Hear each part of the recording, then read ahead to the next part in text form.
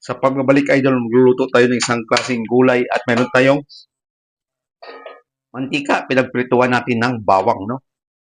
Lagyan tayo ng red onion. Pag okay na, yung onion natin, lagyan natin yung kalabasa natin, no? Simpleng luto sa kalabasa at may idea na kayo kung ano ito. Abangan nyo idol at makikita nyo kung anong gawa natin sa kalabasa. Ground black pepper.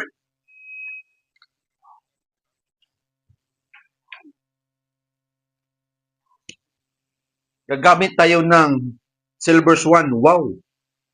Sarap. Isang sachet. Wala tayong ibang gagamitin kundi ito lang.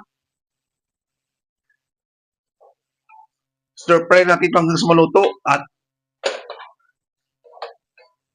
puro kalabasa lang to, no? Mura. At magkano na sa lugar nyo to? Kung may tanim kayo ng kalabasa, hindi na problema ng kalabasa. Ganito gawin nyo sa luto na to. Pag ganito na siya, idol, umiba na yung kulay, ibig sabihin, luto na yan. No?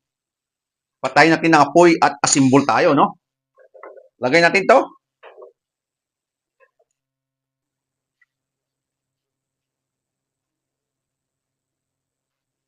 Ito na gagamitin natin.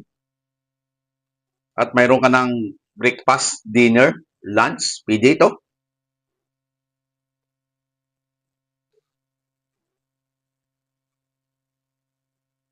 Pang isang tao lang muna, no? Asimbol natin. Kasi dalawa lang naman kami ng anak ko.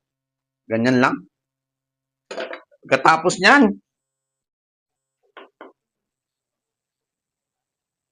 mayroon tayong egg.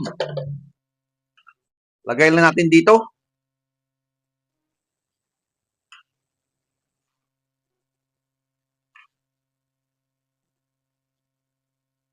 Pagka ganyan, mayroon kang poppers.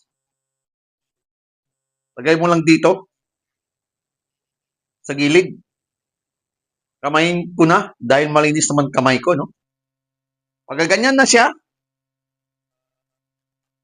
mayroon kang crackers. No? Salansan mo lang. Hanggat kasya.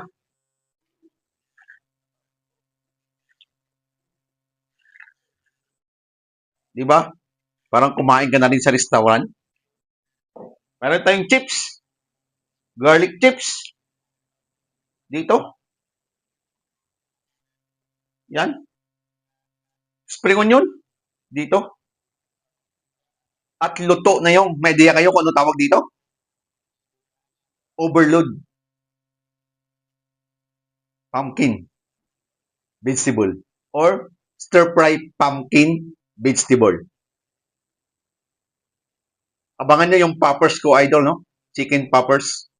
Yun lang mga idol at maraming salamat sa suporta at bago tayo magtapos, sa hindi pa nakapollow, follow nyo na ako.